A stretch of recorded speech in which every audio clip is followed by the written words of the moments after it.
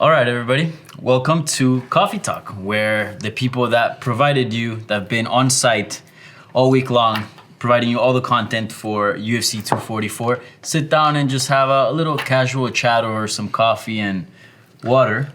This is sparkling black cherry water, sir. Okay. So we're just going to discuss our week and sort of everything that happened for this UFC 244 card. It was a fun week. It was a very interesting one. I'm still in awe of the fact that this was such a big fight, probably the biggest fight of the year, yet there wasn't a real, a championship a fight on the line. We weren't seeing the two best welterweights fighting, but nonetheless, it felt huge. Yeah, but we've known this for a while. Title fights don't mean shit, basically, unless if you give a shit about who's fighting. I mean, the biggest pay-per-view is Conor and Nate. Conor and Nate 2. But non-title fight. So the fact that it's the biggest fight isn't a surprise. Mm-hmm. But it just kind of goes back to the point that the fighters matter. Yeah, and I agree 100%. But it for a while it felt like, and this applies to many other aspects when we talk about Conor McGregor. Those rules, it's just a Conor McGregor rule. It was the biggest fight, but it was because of Conor McGregor, right? This, and that. For the first time, we're actually seeing this bleed out outside of Conor McGregor. All of a sudden, personalities matter, right? And this is really what came down to. Two of the biggest personalities in the game, BMF. Yeah, the UFC really needed this in terms of getting someone that wasn't Conor to become a star. And Nate's been that person for a while, I guess. But he's been out for 3 years up until that Pettis fight. So it was nice to see it. It was nice to see him back and just out. He kept repeating last night at the press conference that he's tired of making names for other people. Yeah. And I kind of get that. I understand what he was saying in terms of, because this show really did manifest because he wanted it to happen. And then it happens. Yeah. And Nate was the one that willed this into existence. Yeah. And now the UFC copywrote pretty much everything he said. And now they're making money off of it, which he said was funny. And I'm just curious, what do you guys think about Masvidal? Because it seems that Conor McGregor's in the money-weight division, right? Nate Diaz is in the money-weight division. But when I look at Masvidal, he kind of gives me the vibe of both. That was a world-class performance. I legit see a contender right there that could potentially get the welterweight title, but I also see somebody that can just be in fun fights.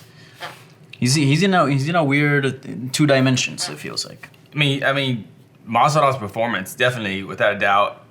I don't know if you would necessarily favor him over, say, Usman. I'll probably favor him over Colby for sure, but over Usman, maybe. I'm not sure, honestly. Mm-hmm. But he's absolutely as competitive with all those guys. So yeah, he could win. So that's what's. And Nate, you probably don't think he could win those fights, but also who cares? Mm-hmm. Because Nate doesn't seem to care. I don't think the fans really care. He doesn't care about belts. Yeah. Actually, that's the big difference. I noticed that actually. Nate is very open about belts are stupid. He didn't even care about the BMF title. I am the champ. Yeah. Already. Belts ruin fights, he said. Mm-hmm. Well, belts ruin the fight game. Yeah. And George, Jorge, sorry. Go back to George every once in a while. I think he used to train with George Santiago. Oh, yeah. So that always confused me for a long time. It was always spelled the same. Maybe it's a Brazil. Yeah, it's Cuban Brazilian. thing. Yeah.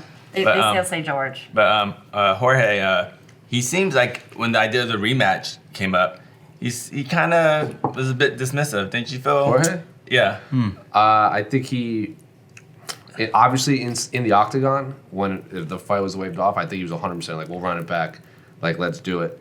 But then I think when he saw the cut and he heard Dana White's comments, maybe that kind of... Well, I think also the promise of that title fight. Yeah. Because he does actually, now he is closer because it was such a great performance. He did look really good. So I think that actually... He does seem like someone you would actually consider for the title. I would actually love to see 100%. Him in the welterweight picture. Against Usman or Covington, I'm I don't know. I might favor, Usman, maybe even Covington, but it's still a fight that I'm not really sure what's going to happen. Whereas Diaz or Conor McGregor, I'm pretty sure they're not going to, reign the welterweight division anytime soon. Yeah. But and I think with just going back to the cut real quick, I think Nate's going to be out. He'll have to be out for at least 6 months, more like 8 to 9 months at least, and that's assuming everything goes perfect. Yeah. Because that cut is just that's just it doesn't even matter. He could be dominating a fight, but like you said, you sneeze on that cut, it's gonna blow up again. So and even then, even if he takes a long layoff, which he should, that's going to be a recurring problem moving forward. Yeah. I mean, we put out a graphic on MMAfighting.com on our social platforms where it was comparing the Pettis cut versus this cut. It's the same thing. Yeah, it's really the same thing. He got it from the same thing, but it this one opened up more this time because it also opened up underneath his cheek a little bit more. but the stoppage was for this one, not for Yeah, the this stoppage one, was for this one, for sure. But yeah, as we were saying, if he needs plastic surgery, all the stuff, that's all going to take more time. Yeah. Plus, we actually don't know he mentioned that he had a knee injury. Yeah, that is And we actually don't know how serious that is. He couldn't run. Yeah. Because that was his thing, so he couldn't rely on his cardio. Yeah. Of all the Nate fights and Nate post-fight interviews and scrums I've ever heard, the thing that surprised me the most what he said was I've never heard him talk about confidence. And the fact that I think he actually said he didn't feel confident in his cardio, which is like, I don't know, it was actually kind of weird, not weird, but hearing Nate Nate actually talk like a fighter in that sense. Because you know, and a strategic fighter rather get like, I want to fight, Right. But him saying, no, I had to pace myself. I couldn't go like he said. I usually can go like 95% the whole fight. Yeah. But he had to go in like spurts. Yeah. So and we saw that. We saw him catch a beating and then all of a sudden kind of come back a little bit and had a little bit of offense. And yeah, that's a great point because it seems it just kind of highlights how important cardio is to the Diaz brothers and to Nate because that's such a key element to their game. He can be a little bit out of shape, right? There could be other things going on, but cardio is the thing that, like, look, if I'm not stepping into the fight with cardio. Yeah. Cardio. It's his weapon. Yeah, cardio is a weapon in MMA, and that's their main weapon. And he came in there for a disadvantage. So let's quickly discuss. I think the initial reaction for the cut, as soon as the fight was stopped, was like, "What are you doing? We've seen much worse." But I've seen a lot of pictures surface since we heard Dana White's comments, and I don't know. It kind of changed my mind over the last few hours since I last saw you guys. What do you guys think? Okay, before we talk about the cut, I want to recreate your actual reaction when the ref was like this. What was your feel, man? Like, so everybody, it was kind of like, where were you when they stopped that fight? I was staring at a little TV in the media room. I believe I was drinking Sprite, might have been. But as soon as the fight was stopped, it was just like I was live tweeting it and for MMA Fighting, and I was just like I had to kind of catch myself. I was like, does this really just happen? Like, oh man, this is like worst case scenario, right? And everybody in the media room was kind of like, oh, but look, I think emotions were so high. It was a good fight. It was a fight where you're kind of on the edge of your seat. That when something like that happens, the first thing you do is just throw your hands up in the air and be like, what the hell, ref, right? Or doctor. But in this case, like now with a more sober perspective and after seeing those pictures, I feel different about it. I kind of feel like it was a good call. I don't know. I laughed uncontrollably when it happened. You were cage side. I could not stop laughing. I was like, oh, So you were the closest person to it. That's right. You were about. I was like 3 feet behind. Yeah, 3 feet behind her. Like, I could not stop laughing. I was like, this makes sense. That was what I audibly said. I was like, this makes a lot of sense right now. It's unfortunately just one of those things that you think just is gonna happen. Because it feels like we don't deserve nice things. I talk about it. What I talk about the A side all the time that I always think something terrible is gonna happen. Always, like in life. And when that happened, I was like, this just makes sense. This feels right. Not that I was happy that it happened, but I'm like, of course this would happen. Like in the BMF championship. Yeah. Like if it happened in the Akeem Dawodu Julio Arce fight, I would be like, well, that's a bummer for that fight. But because it's the BMF championship of the world, to be like, yeah, we deserve this right now. Yeah. Oh. It did feel a little bit like, is it because we don't deserve nice things? Yeah, 100%. But however, actually at that moment, I was actually pretty bummed. I was very upset because I was on Nate's corner side. So when the doctor came over and looked at him, and then Nate, like, they were kind of talking, and then Nate kind of like thumbs up, and the doctor gave him the thumbs up. You know, they were kind of like, okay. So at that point, I stopped. Weird. I stopped taking pictures of that situation because I thought it was over. I was like, okay, cool. It's all right. They're cool. They're gonna let it go like one more round. Yeah. And then that's why when they ended it, I was like, what? Because it just seemed like 5 minutes ago they were, or a couple seconds ago, it was fine. That's why it seemed weird. Didn't the doctor come twice? It felt like he kind of went away, and then we're like, okay, yeah, we're good. And then he came back, and he's like, nah. right? I don't remember if the doctor was in there while the cutman was working. I think he came after. Yeah, usually they let the cut guy work, and then Yeah. as soon as they start the round, before the round starts, then the ref will be like, "All right, doc, come in," Yeah. which is normal. They should take a look, but I mean, come on, we've been in this game for 15 years. I mean, I don't know, you guys have been working MMA a long time, 12 years. It was just like, man, we know we've seen worse cuts, and Yeah. like, it's. I'm like we're what 24 hours removed, not even 24 hours removed, like 8 whatever. Yeah. And like I'm just still bummed. I still think it was a crap stoppage. Bummerville population. Yes. And Bummerville. Yeah. yeah, it was the ending was disappointing for sure. But I want to ask you something because you did mention something interesting. You were shooting from Nate's corner. Yeah. So a lot of the talk was like, dude, Nate was getting smoked. Like there was no way he was coming back. But then if you actually like hear what he was saying, it kind of, and then again, just a quick parenthesis, kind of like when people were like, oh, Khabib versus Nate Diaz, and you're like, nah, like that doesn't even make sense. But then you hear Nate Diaz talk about how he slapped Khabib and sort of how he sees things and his perspective. You're like, wait a minute, that fight, all of a sudden you start kind of, liking the idea a little better. When he was talking about the fight with Masvidal and the way his perspective, if he felt like he was coming back and he was like, I was in my corner, I was staring at him in between rounds, he was tired, we kept talking all the time and we saw that from the media room, and then he was talking out of breath. In your opinion, how did that look? How did that scene look? And do you share his like perspective at all? Yeah, so I could hear when he said that his corner was panicking a little bit, and he was telling them to chill. I could hear that panic because the cut was very big, and they were trying to rinse it out, and there was just kind of like blood and like bloody water like just shooting off his face. But he was just kind of like whatever. He was very calm. Yeah. He was totally calm. I was trying to get photos of him in the corner, and he was just like totally didn't care what was going on. He was Blood just kind of don't like. hurt? Yeah, blood don't hurt. Blood don't hurt. He was just kind of looking over, like, whatever, I'm cool. And everyone else around him was, like, panicking, but he actually did seem like he was in a good mood. Plus, after the second and third round, he came back and he was, like, pumped. Because I think each round that passed, he felt better. Yeah. So, I actually, it's hard to say because I don't know that he's come back from a fight like that, but I just know that like the fourth round against Conor and that second one. Yeah. So he does we do know that he is stronger in the later rounds. And he did lose that first round to Pettis. Yeah. You guys- He came back. Yeah, he lost. I thought he lost it pretty significantly the first round against Yeah, Pettis. That's why yeah. he got his space cut That's open. why he got his Yeah, space he cut got his Came space in cut open. and then he beat the soul out of Pettis in the final, like 2 Yeah, rounds. he got his ass kicked in the first And round. the first Conor one, First, he was getting worked, and then he came back once his cardio kicked in and the Yeah. volume started adding up. He lost the first round to Michael Johnson when he fought Yeah, Michael he Johnson. got outside of maybe the got- final Gray Maynard fight, I can't think of Nate having a strong first round. Yeah. I get worried that he's measuring punches with his face.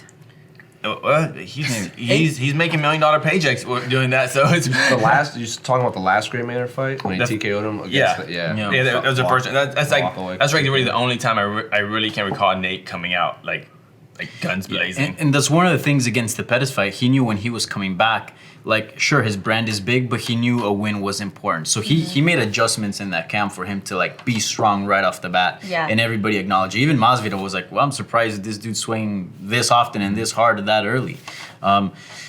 So it seems that all the fans, at least all the media, right after the event, wanted the rematch. How do you guys feel about it now, a few hours removed? I still want the rematch. Yeah? Yeah. Well, okay, I think we all can agree on that. What about immediate rematch? Yeah, I still want the immediate rematch. I don't want the immediate rematch only because of the recovery from the. Well, Jorge needs his hands fixed anyway, Yeah. so they're both going to be on the shelf. Yeah. Jorge sounds like he said he's definitely taking the rest of the year off, but that's only 3 months. Neither of them, Yeah. neither of So- them wanted to fight for the rest of 2019. Like they wanted to fight in 2020. Well, we're already and in then- November, so there's only Yeah. 2 months left.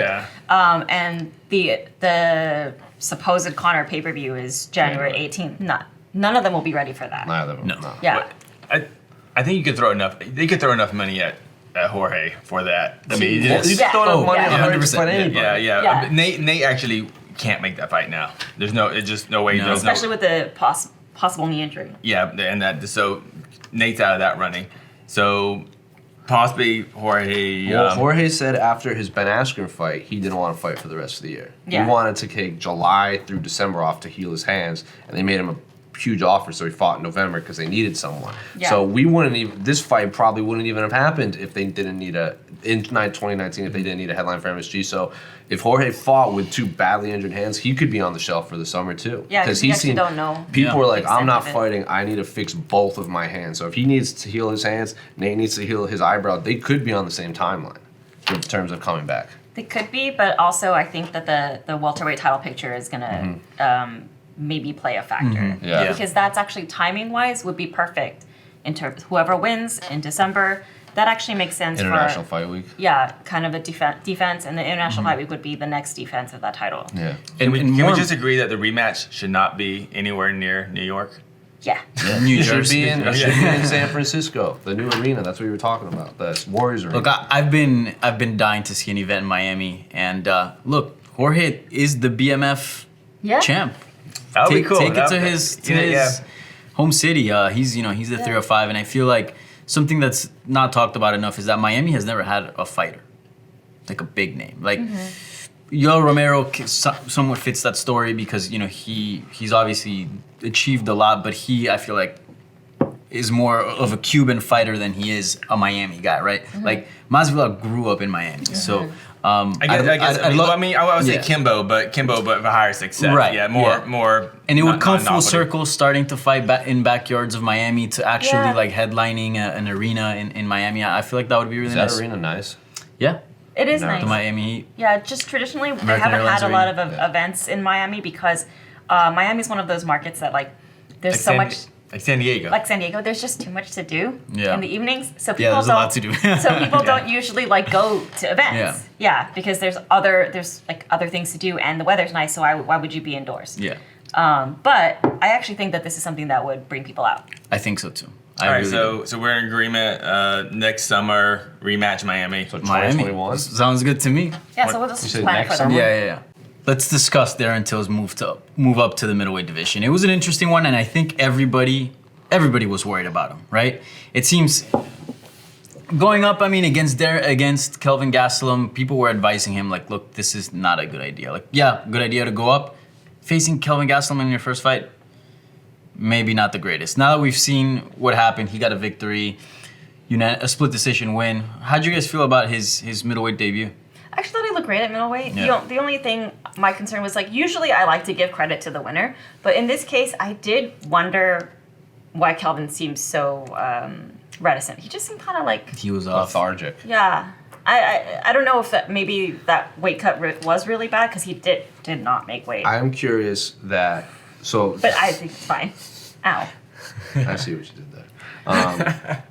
So Darren Till had all these things happening to him throughout the fight week. The visa issues. He said he injured his knee, so it was there's the a weight cut lot was rough. going on, A yeah. lot of stuff was going on. He actually said he wanted to make up an excuse to pull out of the fight because he wasn't scared. He was terrified, and he landed 48 hours before the fight. Didn't do any media. Didn't do nothing.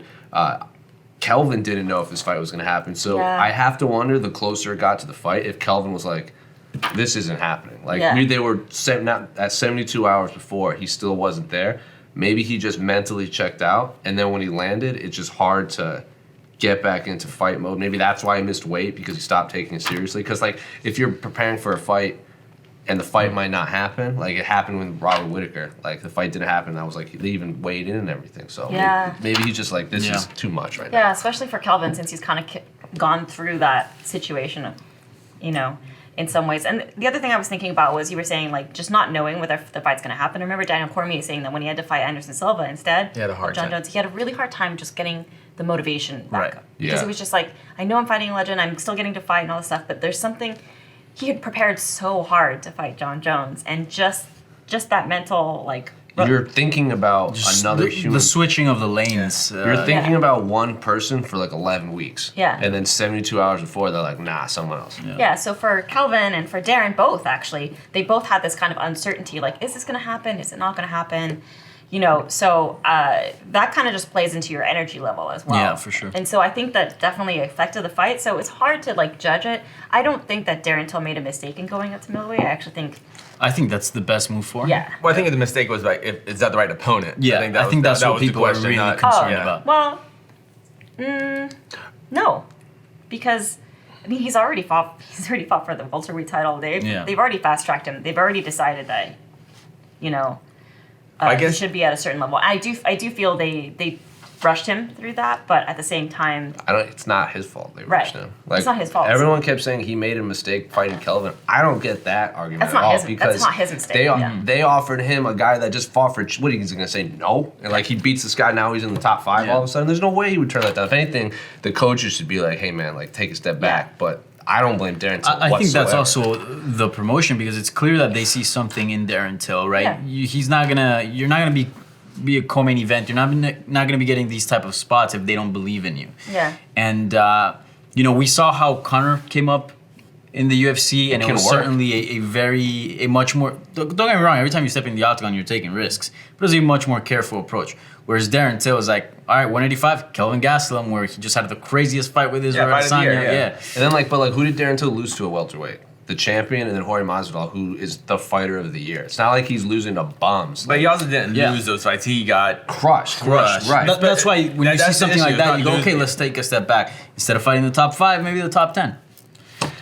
Yeah, I still don't like this. I didn't like the matchup. I still don't like the matchup, and I felt like they dodged the bullet, the UFC and Darren Till, because I don't think that was the Kelvin Gastelum that we know as a top tier middleweight. But like we were saying, but that's the difference between champions and contenders. Like Demetrius, GSP, Anderson. They don't have off nights. They don't have even John Jones. Even his off nights, he still wins. Yeah. And that's kind of the difference, because Kelvin's not a champion. He's obviously a great fighter, an A-level fighter. He just hasn't been a champion. But he has off nights, and that's the thing. And something that's very interesting, and you were there with me, at the open workouts when Kelvin Gastelum did the scrum, I asked him about look, Paulo Costa's out for a bit. If you beat Darren Till, could the title fight be next for you? And he's like, yeah, and I think it would go differently because I didn't go into that fight with the right circumstances.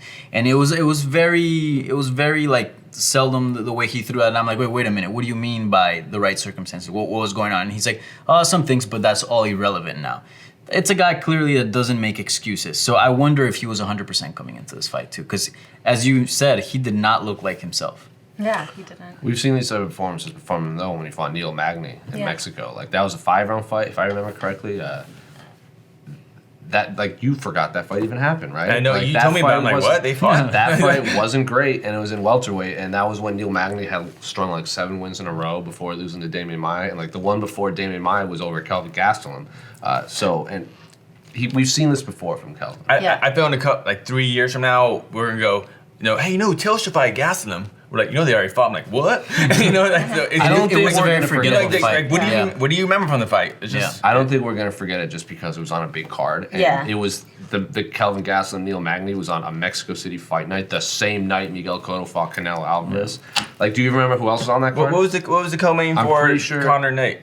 Conor Nate. One was the first one was Misha Holly Holm. Before that, it was Corey Anderson. That was a bad example. It was Corey Anderson and crap, I forgot the guy's name. Chris Weidman's boy. Yeah, you suck. John Vellante. Yeah. And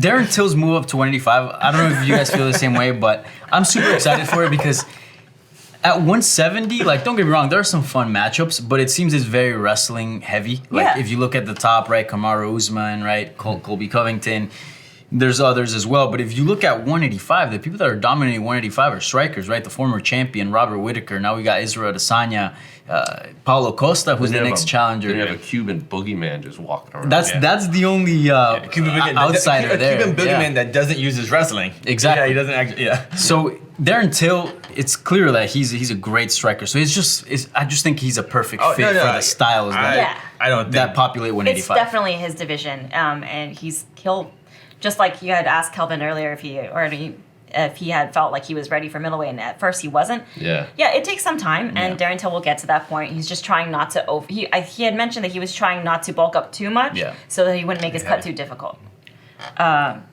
But I actually just think that this is just the trend that we're seeing now. People are moving up in weight and realizing that cutting less weight just makes them healthier for the fight.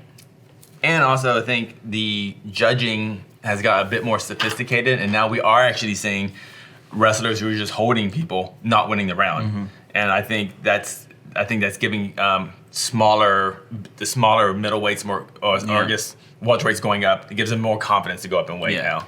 But let's talk about Corey Anderson, dude. What a performance! Just completely destroyed Johnny Walker. Okay, coming into it, what was your prediction? I predicted Walker first round KO. I did, and not because I didn't believe in Corey Anderson. I just thought, style-wise, like Corey Anderson's a bit of a kind of a slow, grindy starter, and I thought it was like, oh, this is going to be great for Johnny Walker. His chin hasn't held up in every single bout that he's been in. We've seen him get knocked out pretty bad. Dead against Jimmy. And Johnny Walker just happens to have a lot of power and be crazy. So I thought Corey Anderson was going to look good until he got knocked out by Johnny Walker. But boy, was I wrong. What did you think coming into the fight? Yeah, no, I had Walker on my card that I was gonna pick, but as I was getting closer and closer to the fight, and I just saw how fired up Corey Anderson was and how angry he was, I was like, oh. Yeah, did you talk to him in media day? No, we didn't get the we chance. talked to him at that Dominance. That's one of the reasons why we didn't talk to him. That was the best interview. As shocked. soon as he was done, me and Casey were like, that was Corey Anderson, right? He was out of control. And like I have no issues. No, I know Corey's like, no one talks to me, no one believes in me. Yeah, we did it. I did it because we were there at the Dominance Media Day a couple weeks ago, and they got there was like Gaslam there. There was Gaslam. They had Marlon, Gaethje, and Edgar, Frankie Edgar, like all these Garbrandt, like all these guys, and we literally just saw Corey just standing. Someone's talking, and we're like, well, we're here. I guess we might as well talk to him. Might as well, yeah. And so we talked to him. He's just like, fire. Oh, 50, I didn't decline 50 fights. That's like, fucking 50 bitches. He just dropped these lines. Like, oh my goodness. Yeah, he's like. His exact, and I apologize. I apologize for the language. If you don't like language, pause it now. But he was like, because we were at UFC 240 at that press conference. Dana White said Corey Anderson turned down 50 fights, and then like 4 days later, all of a sudden it's announced he's booked against Johnny Walker. And I said, was this a coincidence?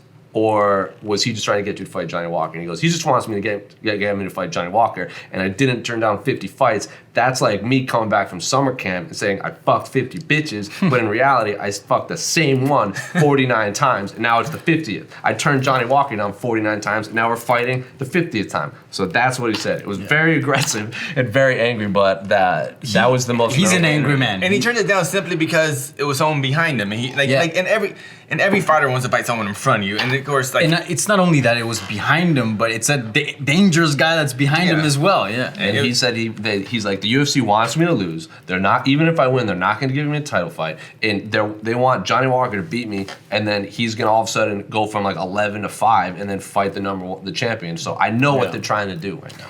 I know that Corey Anderson is not a happy man as far as what's going on around him, as far as, he feels extremely disrespected by the media, the fans. I mean, he goes after fans on Twitter. Like he's not afraid of that. That dude posting pictures of bow hunting and people are arguing.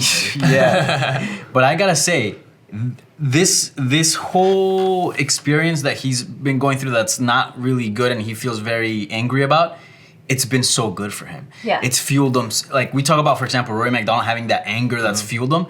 Yeah, it's not a positive force, but boy, has it gotten him far. But then he apologized.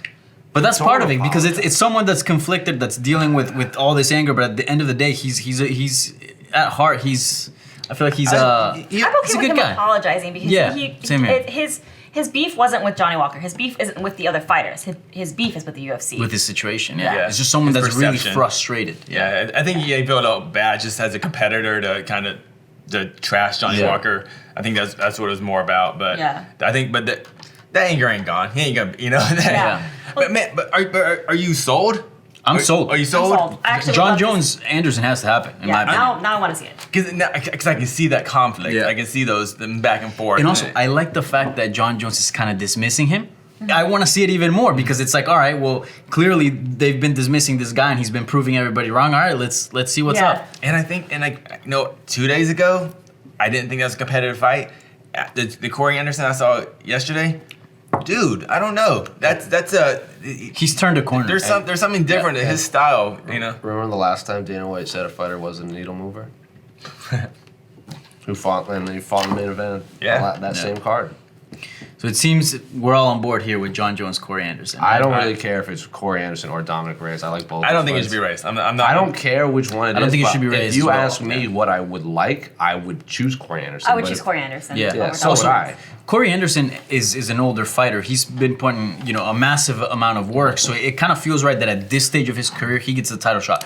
Whereas Reyes, he's done a lot to deserve the title shot, but I think he still has a little bit of maturity and a little bit more get as far as getting a little bit more experience. And his I biggest don't think win. the fans actually know who he is still. Yeah. Yeah, and he's still his last fight. He's still being unranked 205er. Well, the other thing that I actually think really works as a star-making conflict is that fighters are finally realizing actually coming into conflict with the UFC and management has a tendency to bring your profile up. Yeah. Yeah. Yeah, So That's when an excellent point. when people start to fight with Dana, like how Nate feuded with Dana and how Conor feuded with Dana, like that brings your profile Covington. up. Tito Ortiz.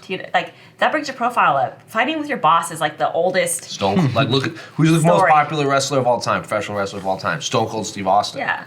And Fighting that's with all your he boss did. is the Yeah. oldest story, right? Yep. And it's something that everybody can identify with. And so I think that's what people are finally like, yeah, you guys have been totally Say it as the- yeah, you could fucked him over. Yeah. You treat Corey Anderson better. People are actually Yeah. on his side now, and I like. Yeah, and hopefully he gets it because again he's put in the work. And it's a unique storyline. The problem with Reyes too, unfortunately, that's this prize fighting, it's entertainment. There's no story on Reyes other than he's winning. Yeah. Really? I mean, is there a story on him?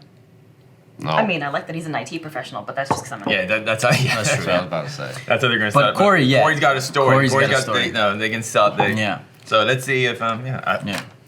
Someone else I quickly want to talk about, and I was super shocked to see his performance, Kevin Lee. My God, just destroying Gregor Gillespie, taking his undefeated record and just throwing it as far as he possibly could. Right there, perfect reenactment.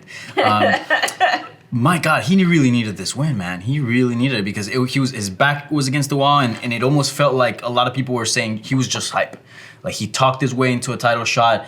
This whole I'm gonna challenge Khabib. It just seems so far away now. But then you see him going with Firas Zahabi. You see him having that kind of performance, and you go, wait a minute. There could very well be another chapter to this guy's career. Yeah, and people really discounted how important Robert Follis was to his life. Yeah. And I really don't think. His life, not just even his fighting. Right, Yeah. his Yeah. life. People don't also. One of the factors people don't consider is your mental health. I mean, that had to have had a major impact on him, and of course, it was going to take him time to recover. Of course, it would take him time to regroup.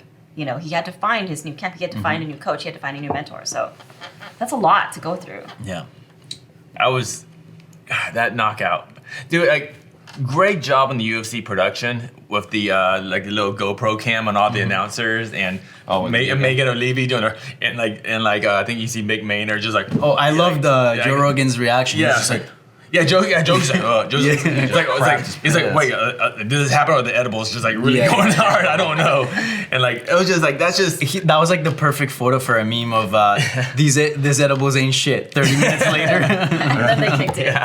Yeah. And I love just like, it's like all the whole panel, like that was kind of like our reactions. You were one of those people. Yeah. And it was, oh my God, that knockout.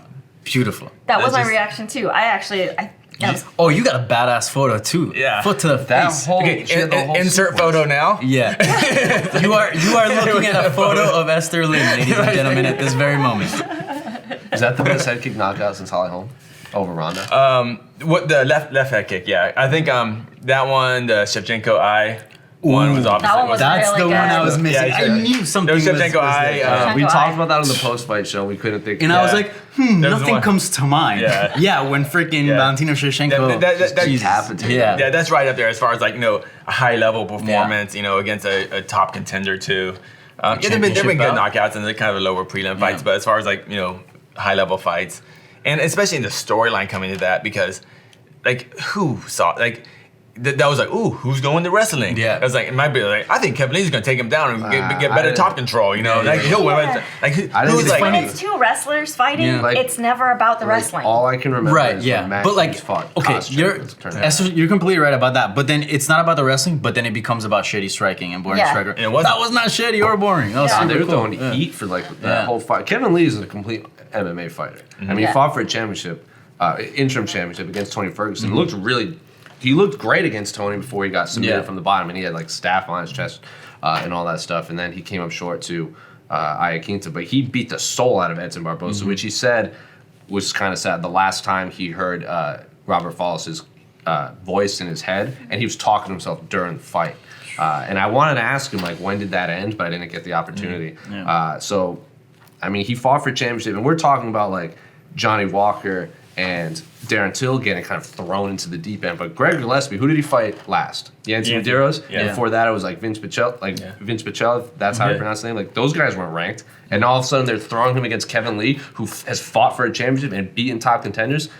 And then Gillespie- Kevin Lee's like, there's levels to this. But Gillespie was the actual favorite coming into Yeah. this fight. Which was weird to me coming in. Like, it just, I mean, it didn't make the sense thing, to me. The thing was because he's undefeated. yeah. That and also we saw the- dominating, just in dominating, in dominating dude. fashion. And But we like, saw who was he a lot of dominating? holes in Kevin Lee's game when he fought RDA, when he fought Iaquinta. Like, his wrestling is good, but there was something there missing that he couldn't put together, and eventually he would gas out and cost him. But the No, but- experience level is so much higher. That's and so the- much higher. Yeah, and his And- competition level was so Its much higher. competition level was, like, compared, it's not I mean, night and day. But that's why you make the fights. Lee was that's battle tested, That's what the test. Greg That's, Gillespie that's was what the not. test was, and the test Yeah. was, and Yeah. Lee won that test. You know, Yeah. like, I mean, it was, I loved this matchmaking. I loved like prospects versus Lee's a veteran, but a young veteran. You know, he's just been around for a Super while. young Yeah, he's veteran. still he hasn't hit his prime, and we think he's like we like the Corey Anderson. Like we've seen him get knocked out, and those images stick in your head. Yeah.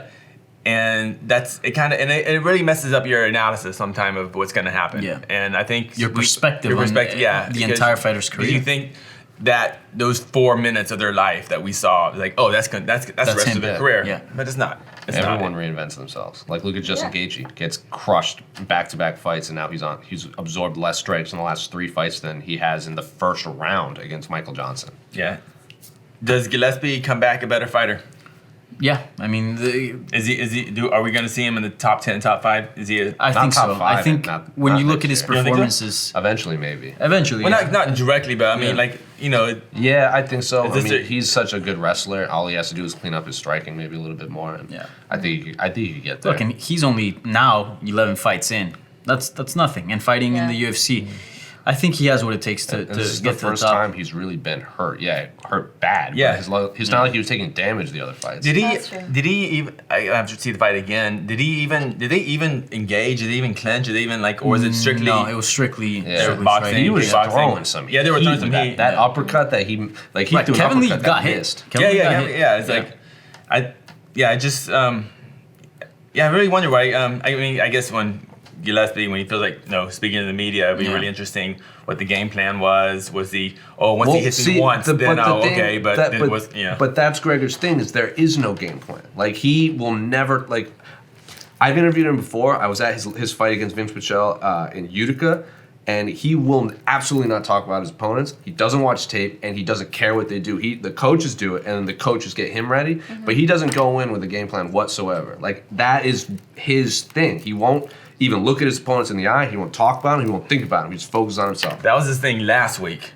What's What's his his thing gonna be That's a coming good forward? point. Because Yeah, like that is a good now point. everything's different. Well- Now he's been on that side. And You we've know, seen things- he's someone that can make changes. I mean, for the majority of his career, he wasn't down to call anybody out, and all of a sudden he's call out king and eating what is it, Wheaties, dry Wheaties. dry Wheaties, and all this. So he's a guy that can change. If he was able to change that, I'm sure he'll be more than willing to change his approach to adjust It was to an- whatever he needs I to was do. talking to you at the media stare downs when they squared off. I had not realized it would really be the first fighter that would kind of maybe poke Gregor Gillespie, like kind of antagonize him, like because everyone else like he just like stares at the floor and their opponents just like stare at his forehead, but like Kevin Lee would like get under and like when they turned to face the media, like Kevin Lee kept looking at him. Like I had not realized that was really the first time Gregor Gillespie really had maybe an antagonist and.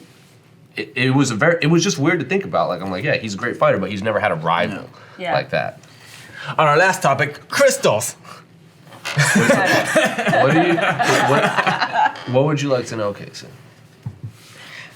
There's a serious lack of fiber. You guys want the cheesiest transition in the world? Do you want this cheesiest transition? Go. This crystal is heavy, so I think it is important to talk about the heavyweight division. I want to mix in. Seriously, in all seriousness, I want to mix in this topic. We've been talking about individual bouts. Let's mix in what happened at UFC 244 as far as heavyweights. Oh yeah. The heavyweight division, for some time, it was a little bit of a dud. It seemed like all these old names were just getting recycled, and we're getting, rematches and trilogies, and we almost went to like 4 or 5 fights, right, with the same guys. But man, you got Gane, right, Cyril Gane coming up. Say what you want about Greg Hardy, but he's coming up as well. Jairzinho Rosenstruck destroying, Andrei Arlovsky. Derek Lewis has had a reinvention with his knee surgery, and we clearly saw a much more improved Francis Ngannou also had a reinvention. All of a sudden, the heavyweight division, man, it is a lot of fun. Yeah. And it'll be interesting because Moscow's coming up, so we'll get to see how Volkov does. And I feel like there was someone recently. Volkov, he's right there too. Yeah, Volkov's right he's there like, too. So yeah, no, it's been good to see people coming back into heavyweight, and it's nice to see Derek Lewis just kind of how being more in shape is helping him. Yeah. So. I mean, we saw him shoot for a takedown. When was the last time you saw him shoot for a takedown, right? And it seemed he just looked a lot more mobile. He looked to have a bigger gas tank. You mentioned an interesting stat. He threw 37 strikes. 37 All strikes. of them were significant. Can you imagine? Like, if Derek Lewis looks at you, that's like, oh, that's a significant strike. I'm like, oh, okay, you win that one. Talk about Ivanov's chin, man. I tweeted something from the MMA Fighting account, like, Derek Lewis is hitting him with cinder blocks. And then like a minute later, I just replied on the thread again, because it was just like, dude, that guy's chin is ridiculous. His eyes were bleeding at the end of that fight. Like, he had like pools of blood from his eyeballs. So he's also been stabbed in the back. So I wasn't surprised that Derek Lewis hitting him with like a fist the size of lunchboxes wouldn't put him away.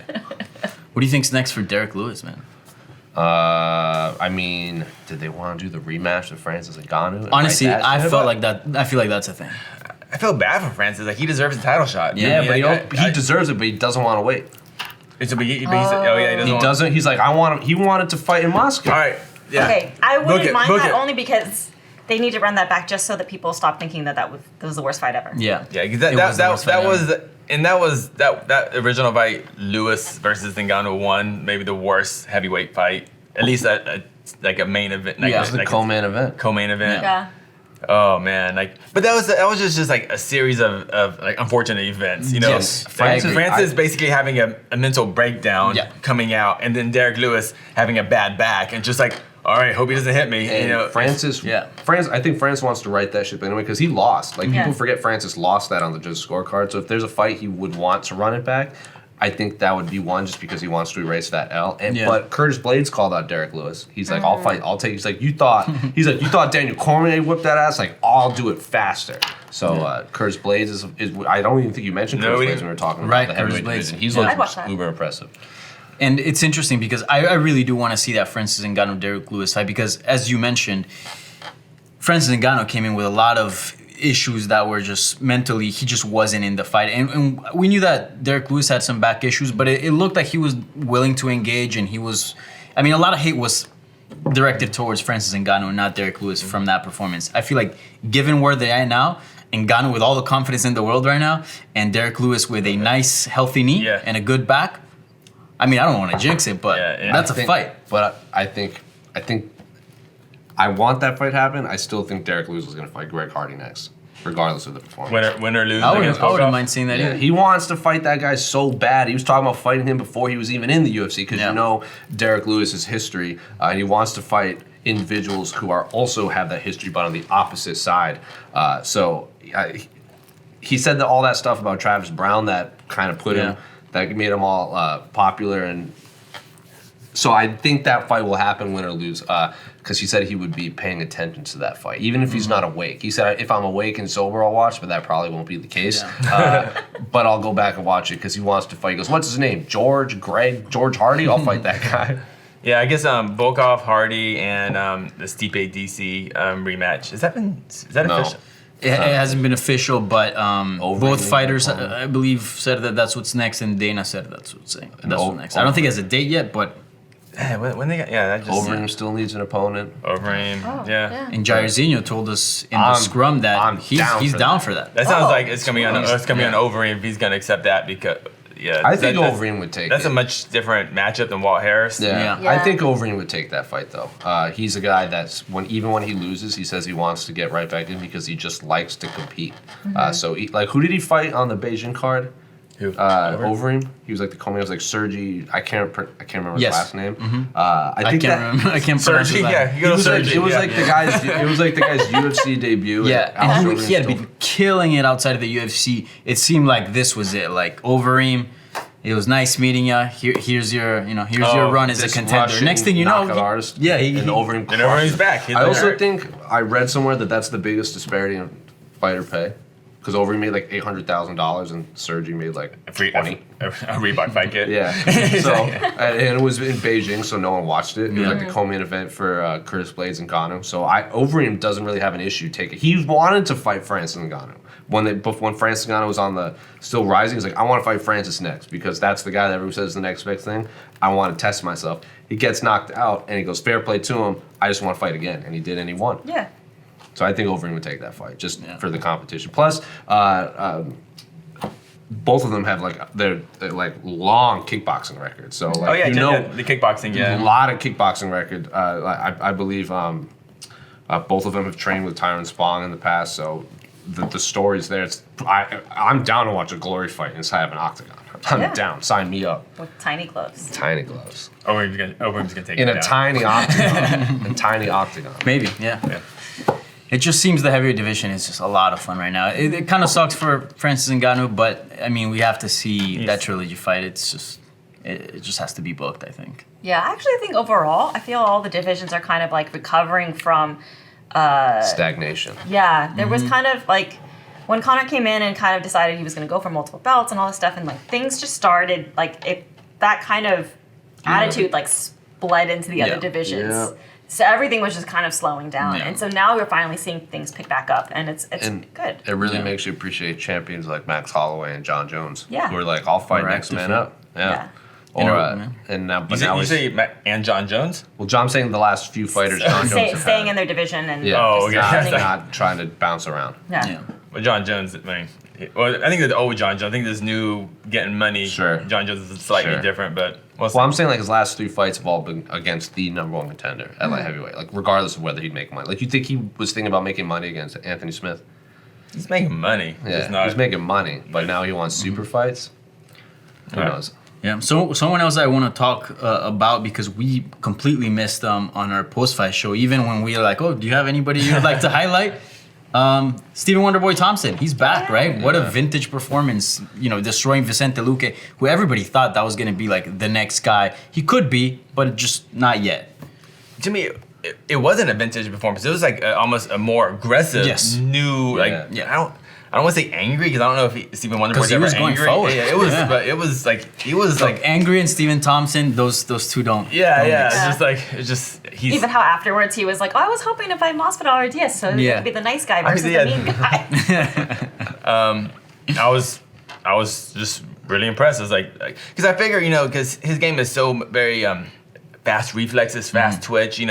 It's like he's 36. Eventually, About to turn 37. About to turn 37. I mean, he's Wonder Man. Just sounds weird. Just like, ugh, gross one. Yeah, I was like, Coming wow. off a huge knockout loss, it just seemed like this was the Yeah. decline for him. And he had those questions as well. He's like, because I asked him in the post-fight press conference, I'm like, he said, you start getting those questions like, am I slowing down? Do I still have it? And I'm like, well, how much was riding into this fight? Like, how much was riding into this fight as far as your future's concerned? And he's like, a lot. It just felt like he needed this win to show either I'm still here and I can put something together, or his better days are over. Yeah, it was impressive. Yeah. Also because I had picked Luque and he was on his way up. Luque's been just on a tear, and so I thought, well, this is time. But after like a couple seconds into the first round, I was like, oh, Luque doesn't seem to know what to do. Yeah, actually. he seemed puzzled. Yeah. So immediately I was like, this is changing. And it was really weird, actually, when people were questioning Stephen Thompson. Actually, I just wanted to bring this up because it confused me about him backing off. Because Tyron Woodley had already said in previous fights that when he was planning to fight Stephen Thompson, he realized that Stephen Thompson can't fight when your back is against the cage. That's why he backs up. Because he needs that. He needs a certain amount of distance, and he can't kick the fence. So he actually doesn't really go that hard when your back is up against the fence. Interesting. And so it was weird how people were like, "Oh, why'd you back up?" Like trying to I don't know, accuse him of not trying to finish the fight or whatever. But it just seemed like Luque and maybe his coaches just didn't go back and look at how Tyron Woodley, just because maybe those fights weren't very exciting. So they're not exciting to study, but he definitely had the right idea on how to counter That first stuff. fight was real exciting. Yeah. Woodley Thompson. That was the draw. I think it was the second one. It was exciting towards the end. Yeah. But it was fight of the night. One of the best. You got nights caught in he's- that guillotine and still popped out and Yeah. finished the round on top. Yeah. I didn't hate it. I mean, I didn't hate either fight either. I appreciated the second fight. Yeah. No, I actually didn't. I actually like the fights. From my perspective, I got enough photos, so I mean, I'm selfish. I thought it was fine. Yeah. But Stephen Thompson looked really good. You were saying like there is the part of him that's a kind of vintage performance, but also the part of him that's definitely more aggressive. Yeah. It's better to see him this way because he was a little too what's the word? Lost it. If you sing it, Do you need more coffee? Here, hold on to the crystal. It might help. Rub it a little bit. Okay. You just seemed really hesitant before. Okay. You know. Give me that. All right, so guys, it seems to me, and I could be wrong about this. I don't know if you guys feel the same way, but after those two Tyron Woodley performances, especially the last one that was kind of boring, and he wasn't able to capture the welterweight title, there was a lot of Stephen Wonderboy Thompson fatigue as far as the title picture. Like once that was over, it's just like that dude's never getting a title shot again. That's what it felt like, especially when Tyron Woodley was the champion. Now that that's changed, the belt is in different hands. We've seen sort of this new version of Stephen Wonderboy Thompson. Is there a possibility for him to make another run and actually fight for the belt again? Sure. Yeah. Sure. I mean, And not only as far as would it make sense in the rankings, but from fan interest, do you think that's there? fan interest is different Yeah. because it's, like I said, it's about yeah. storylines. Yeah. It's like That's dictating a lot yeah, nowadays. yeah. Fan interest. I think it depends. Jorge Masvidal wins the championship. I know Masvidal wants all of his losses back. So Masvidal's like, I want to fight. Damian Maia said he has 2 fights left, and Jorge Masvidal says he wants to be one of them. Like, who's calling out Damian Maia for one of his last 2 Yeah. fights? As The guy that won a BMF championship wants to fight Damian Maia. He wants to win the belt and then defend it against Maia. Yeah. Maya and Wonderboy fought. Am I forgetting? No, that was No, at they the have not. post-fight press conference. Wow, how those guys not fought? Yeah. Exactly. To talk about drastic contrast, but like in would terms be of Damian, really like Could be imagine horrible or awesome. but- Imagine Either or. Imagine a timeline where Jorge Masvidal wins the BMF championship, and then he wins the welterweight championship, and then he fights Damian Maia, and then Damian Maia beats him again, wins the championship, and then just retires. Dana White would be like, Dana White would have a heart attack. He would. He would. I mean, I just have I don't think that If you want to speak past the rock, past the crystal. Damian Maia, for him to get that first title shot against Tyron Woodley, it was not under the best circumstances. He didn't really get a big heads up, and it just felt very forced. Damian Maia? Yeah. Oh, yeah. I would love to see him get another shot. I mean, if he gets a few more wins, He's but 3 wins in a row, right? he's clearly, he's looking good, and that Ben Askren fight was good as well. So, especially beating a guy with that big of a name. So, we'll see what's next for I him. can see Maya Wonderboy winner getting a title shot. I mean, Yeah. 'cause Yeah. by the time everything road. pans out. But then yeah. we were talking a lot about this welterweight division, We were just no talking about one's Masvidal versus Usman or Covington. and no one's talking about Leon Edwards. This guy's on like Oh, the yeah. longest win streak outside of Kamaru Usman, and the only person totally he's forgot lost, about him. The only person You know he's what? lost to is Now that you Kamaru. mention him, Leon Edwards versus Wonderboy Thompson. Leon Edwards versus I Tyron don't hate Woodley. Leon Edwards, Tyron Woodley. I don't hate that as well. I want that fight to happen because if Leon Edwards beats Tyron Woodley, he has to get a title shot. Yeah. Or as what is Jorge Masvidal? No, Colby Covington calls him like Leon Scott, which I think is hilarious. You know what's crazy is that in so many ways, Leon Edwards is part of, part of this whole thing. I mean, UFC 244, right? 3-piece in the soda, Mr. 305. He was a big piece of this whole puzzle. He was a stepping stone to Masvidal. But nobody talks about him. Yeah. It's crazy. And because he just fought for the first time in the United States, didn't he?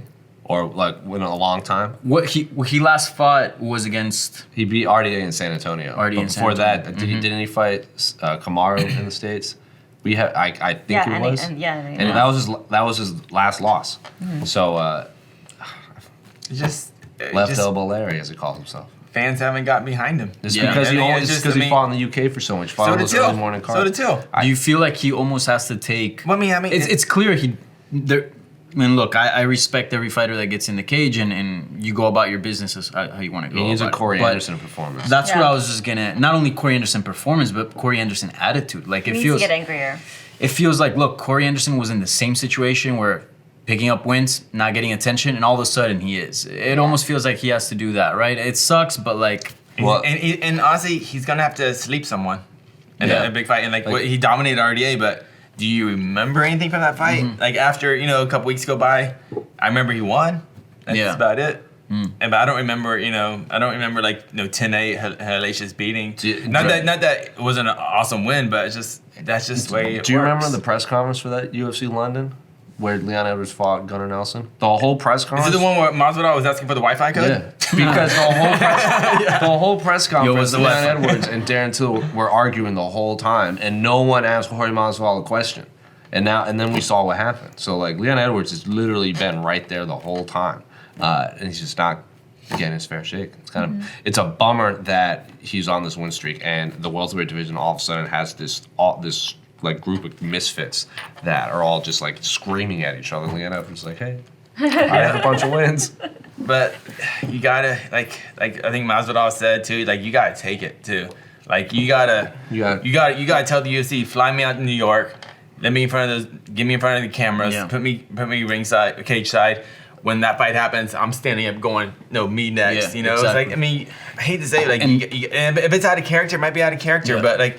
Henry Cejudo kind of admitted that. He's like, okay, I'm just gonna be a fool, and that's what people want to see. I think what And even if the UFC doesn't do that for him, look what Jimmy Manuwa did when who was it fighting? It was Daniel Cormier versus Anthony Johnson. Like he's like, I gotta take matters into my own hands, and the wins weren't there for him to get that. But nonetheless, I remember. I mean, I'm talking about it right now. I remember there was an image even. DC and Jimmy were yelling at DC were yelling at each other and made fun of him for coming in like a tracksuit, right? Yeah. And you know what Daniel Cormier said? He goes, Jimmy, I love you, but you just beat Corey Anderson. That's what Daniel Cormier. That's exactly goes. He's like, I like Corey, but you just beat Corey Anderson. And now look where we're at. Someone else that comes to mind, Ryan Bader. Not the most exciting performances, but as soon as he got on DC's face at that press conference and he had to get carried out, it made headlines, it made news, and it got his name, in the mix. Then he ended up going to Bellator. I think what Leon Edwards has going for him is, do you remember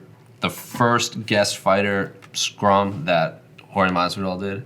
Was at UFC Uruguay, and Guy was there, and we have that scrum, and he goes, I don't know when it's going to happen, but I'm going to erase that fool's from the existence of the earth. Like, that's what Jorge Masvidal said about Leon Edwards. So if the beef is there and you want a storyline, Jorge Masvidal goes, it might not be next, but I'm going to kill that guy. It seemed that fight for like a split second, you mentioned Masvidal was kind of mentioning his name. You go, okay, well, do we have something here?